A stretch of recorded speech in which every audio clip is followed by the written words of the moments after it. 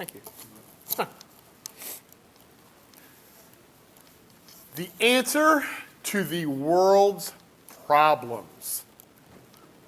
I'm going to present it with you right now. Ladies and gentlemen, be prepared to be amazed. It is, in fact, the four-color pen. I remember when my grandma gave me my first four-color pen. I was in third grade. I looked at it. Red, black, green, blue. Oh, that four-color pen and a notebook was entertainment for an hour. And a break for my mom and dad for an hour.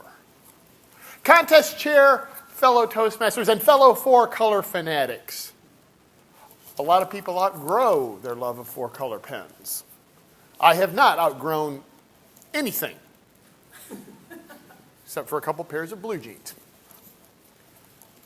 To this day, I use my four-color pen. I write notes in my notebook. I journal with my four-color pen. And in boring meetings, I occasionally doodle with my four-color pen. One night, October of 2018, I was sitting at my desk journaling when my son walked into the room. He said, "Dad, I want to go on a mission trip and help build a medical center in Peru." I said, "That is great, Tom." And in my journal, I wrote in black, "Proud dad moment." And he said, "Dad, will you go with me?"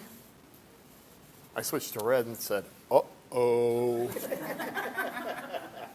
I said, "Let me think about it." He left and I wrote in my journal, "Things I know about Peru." It's in South America. And after I thought about it for a while, I wrote another thing on my journal. Things that concern me about going to Peru. Different culture. Different people. Differences that I don't yet know. And it was the third thing that concerned me the most. I was going to be going to another continent, to another hemisphere, and I knew nothing about it. So I set out to learn what differences I would be facing. Meanwhile, Tom set out to explore the differences for Peru too. He started with the official soft drink of Peru, Inca Kola, available only in Peru and Jungle Gyms. He tasted it, he goes, "Oh, Dad, it's great. It tastes just like bubble gum." So I took a taste of it. I said, "This is certainly different." I learned a few other differences we would be facing in Peru. They warned us that there are dogs roaming the streets. Do not pet the dogs unless you want to get rabies shots. There will be bars on all the doors. Make sure all your doors are locked at night because it is a high crime area we will be working in. And then they warned us of one that bothered me probably more than any other. They said, when we get there, there is one person with a satellite phone. Last time we were there, that one person made one call to the United States and let everybody know we were there. And then they will hear from you again when you get back to the United States, 10 days later. Now, I travel for work, but every time I travel for work, my wife is all right here on my cell phone. She is a text away. She is a phone call away. We were going to be leaving, my wife, his mother, for 10 days with no communication in a land where dogs ran free and there were bars on the doors. When we got to Peru, the first place we stopped was Lima at the airport. We had a little time, so we sat down to order a drink. I ordered in Spanish. I know a little bit of Spanish. I said, "Yo quiero," I want, "Coca-Cola sin azúcar," Coke Zero. "Él quiere," I pointed to my son, he wants, "Inca Kola." Well, the waiter, figuring I knew Spanish, came back a little while later and explained to me that they were out of, I thought, Inca Kola. And he offered an Inca Kola Zero. Sure, Tom will take that. Está bien. He gave me the Inca Cola Zero. They were out of Coke Zero. I took a taste. I was like, well, this trip's gotten off to a great start. For about 2 to 3 days, we worked in the medical center. There were dogs in the street. There were bars on the doors.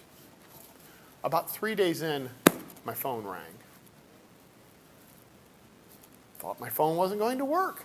It was a friend from Ohio who happened to butt dial me. I thought, wait a minute. If someone from Ohio can butt dial me, I'll bet I could butt dial someone from Ohio. Or I could just call my wife. And I called her up. She said, how's it going? I said, I got to tell you, it's everything I feared it would be. There are dogs running the street. There is smog in the air. Most days, I can't even see through the fog. There are bars on the doors. There are so many differences here. Tom took the phone and goes, Mom, I love it here. There are so many neat people. When the fog clears, I can see the mountains. And I went up to the second floor and dropped some food down to the dogs. They thought it was raining food from heaven. When he gave me back the phone, I thought, what's going on here? What is he seeing that I'm not seeing? And I realized we were both seeing differences. I was just seeing them as problems. He was seeing them as something new and awesome. Later that day, I sat down and met a couple of little girls, Leslie and Sarah. I handed them a 4-color pen and my notebook. We didn't speak the same language. We were from different cultures. But they took it and they looked at it and they started drawing. I have literally written thousands of pages of notes in my life in a 4-color pen. And if you had asked me before last year, what was the favorite thing you've ever seen in your notebook in a 4-color pen, I would not have had an answer. But I do now. Little dinosaur, some flowers, some boxes, and the experimenting with what they can do with a 4-color pen. The 4-color pen. 4 different inks that are molecularly the same. You don't hear people going, the green ink is terrible. How could you use that? The blue ink is awful. No, they work together. And when people with differences work together and appreciate what each brings to the table, you get an incredible picture. I'm Toastmaster.